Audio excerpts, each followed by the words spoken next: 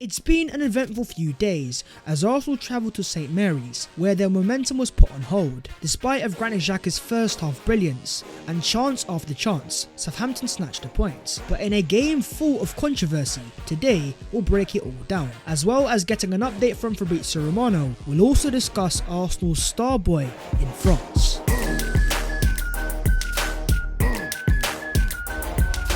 Yo, what is going on, guys? My name is Babs14. Welcome back to your boys channel, and oh boy do we have a lot to discuss. So as per, don't forget to smash a like on the video if you enjoy and subscribe to the channel if you are new, as we close into 130,000 subscribers. But starting off with Southampton 1, Arsenal 1. Unfortunately, your boy was unable to do a 5 things we learned yesterday as I was playing in a charity match, but today we have to break it down because even though it was not the desired result, we still have learned quite a bit about the team and where exactly Arsenal are. Starting off with Mikel Arteta's tactics. From the get-go, when I saw Tomiyasu starting over Kieran Tierney, I wasn't for it. I said it in my preview and I'll say it once again. I think on the right hand side, Tomiyasu is an amazing player. Yes, in a one-off game, Tomiyasu against Salah, it was a great tactic. But as a left back, Kieran Tierney is by far the more natural and better player. But in this game and even the game before that, I think Tomiyasu as the left back, he looks very unnatural. Even looking into the Arsenal passing networks, you can see that on the right hand side, Saka, Odegaard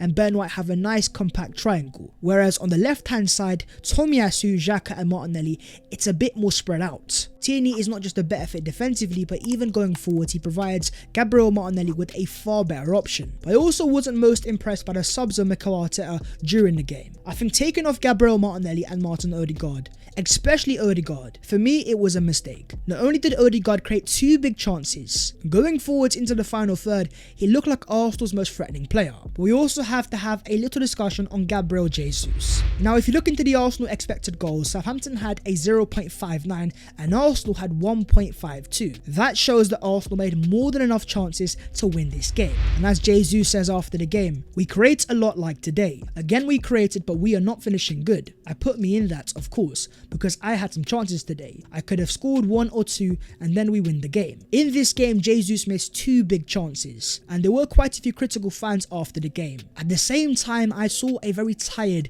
Gabriel Jesus, a player that started in the midweek against PSV and played the majority. You could see, especially in that second half, that on occasions it was not the Gabriel Jesus that so many Arsenal fans have fallen in love with over the course of the season. That being said, when Arsenal fans see a player like Erling Haaland score 1 chance after 1 goal, Jesus over his entire career has never been an ultra clinical finisher. But what he is someone who has fantastic movement, and with that, he will create his own chances. But we also have to discuss the refereeing, because in that first 25-30 minutes, Arsenal were exceptional. Xhaka was on the score sheet once again, Arsenal were dominant. Ben White getting the assist, showing his overlapping ability. But after Arsenal went up 1-0, there was a chance where Jesus was in the box, and for me, it was a clear and obvious penalty. But the referee said no, and likewise VAR. But since the game, you've had former Premier League referee Keith Hackett, who says that is a penalty kick for me. You cannot, as a defender, grab your arms around like that. Then we say, why has this not been penalised? Come on referees, this is grappling. And Keith Hackett isn't the only referee that believed that Arsenal deserved to win a penalty, as you also have former referee Mark Howsey say Arsenal should have been awarded a first half penalty when Jesus was hauled down by Southampton's Saleta Sarr. Saleta Sarr wasn't goal side and tried to make life difficult for Jesus, but he committed himself to a clear holding offence. So not 1 but 2 former professional referees believe that Gabriel Jesus was fouled there and it should have been an Arsenal penalty. I'm not trying to be that fan that always cries about the referees, but at the same time, a penalty is a penalty. If Arsenal get that and go 2-0 up, that could have been the game there and there. But you also can't forget about when Southampton's Lianco makes a very clear and obvious elbow towards Gabriel Jesus. If that wasn't violent conduct, then what about his clear headbutt on Nketiah towards the end of the game? But once again, the referee just said, you know what, it's Arsenal, so we'll just keep it moving. Comment down below if you believe that Arsenal were robbed in this game. In the second half, what I saw exposed for Arsenal was a poor mentality, because even though in terms of the overall game stats, Arsenal had more possession, more field tilt, over 2 times the final third entries, the field tilt shows Arsenal had spells, but so did Southampton. In the first half, when Arsenal on fire, playing amazing football, score the early goal, in that specific moment when you're on top, especially away from home, you have to kill the game off. Because in the second half, what we saw was an Arsenal team that was starting to coast. And in the Premier League, no matter how bad the opposition might be, away from home with their fans behind them, they're always going to make chances. And this graphic sums it all up. Here you have Arsenal's XG for and against with the game status even. For example, 0-0. Arsenal are sensational and up there with the best in the Premier League alongside Man City. But here's the Arsenal XG for and against after going 1-0 up.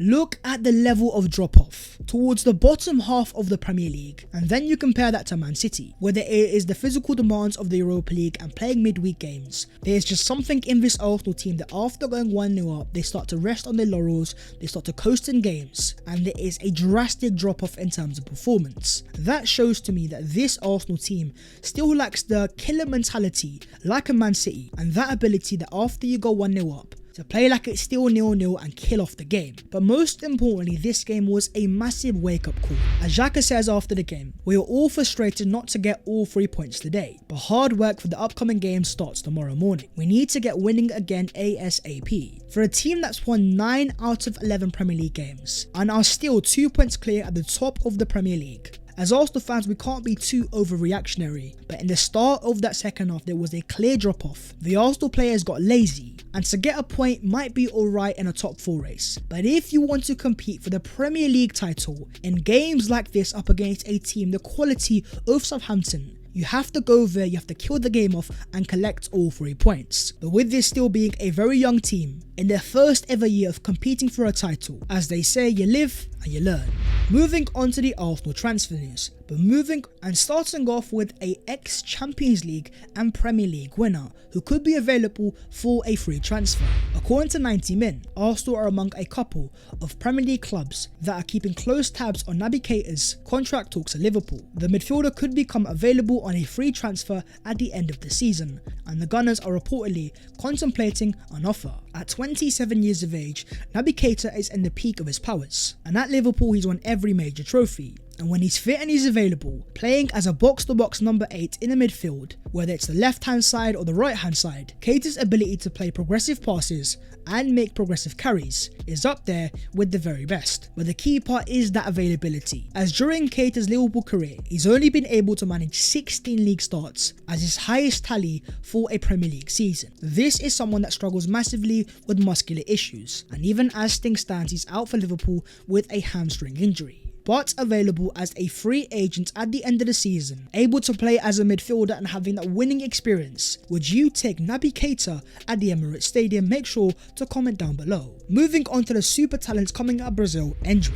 As Fabrizio Romano says, I can guarantee you that there are many clubs from different countries, from England, Spain and other countries, working on Ndicka. All of the top European clubs are trying to sign this boy. At the moment, it's too early on who is leading the race. But as Fabrizio says, Ndicka will be an important name on the market, and after extending his contract a few months ago with Palmeiras, his release clause is 60 million euros. And let's not forget that he is 16 years of age. A super talent indeed compared to Romario and R9. Over 150 goals over 5 years for the Palmeiras Academy, and making his Palmeiras debut at 16 years of age. With Edu Gaspar as the Arsenal director, who used to play and work for Brazil, his contacts could definitely play a part in a transfer, but at the same time, with the amount of potential and the hype around the player, these type of players often go to the likes of Real Madrid or Barcelona, especially at the Bernabeu, who over the past few years have signed the likes of Vinicius Jr. and Rodrigo. Fabrizio Romano also says,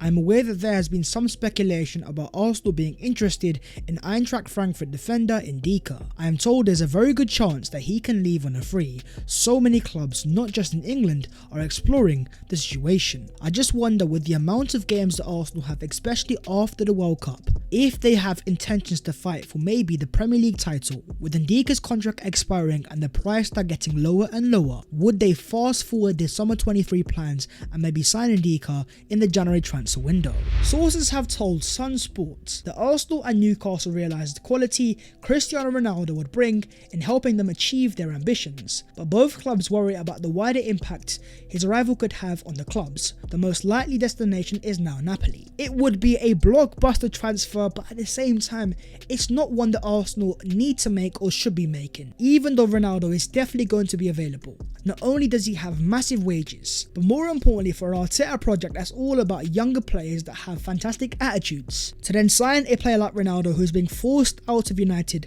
after his own attitude problems, especially after Aubameyang last year, it just doesn't make any sense. But more importantly for the wider context, we all love Gabriel Jesus and understand that he is a fantastic player, but one thing that Jesus has never been over the course of his entire career is a clinical finisher, having always underperformed his expected goal numbers. My question to you guys is, alongside Gabriel Jesus, do you still believe that Arsenal need another striker who is a bit more physical, a bit more old school and more clinical in front of goal? Moving on to the other Arsenal news today. And starting off with our star boy in France. Last year it was William Saliba, this year it is Mr. Following Balogun. It was once again on the score sheet for Reims in a 2-1 victory with a Thierry Henry-esque finesse finish, scoring his 7th league goal in 12 league matches. Talking about strikers that are one chance, one goal, Balogun playing for a mid-table Reims team that are struggling, that are nothing special in terms of making chances, to score 7 league goals in 12 appearances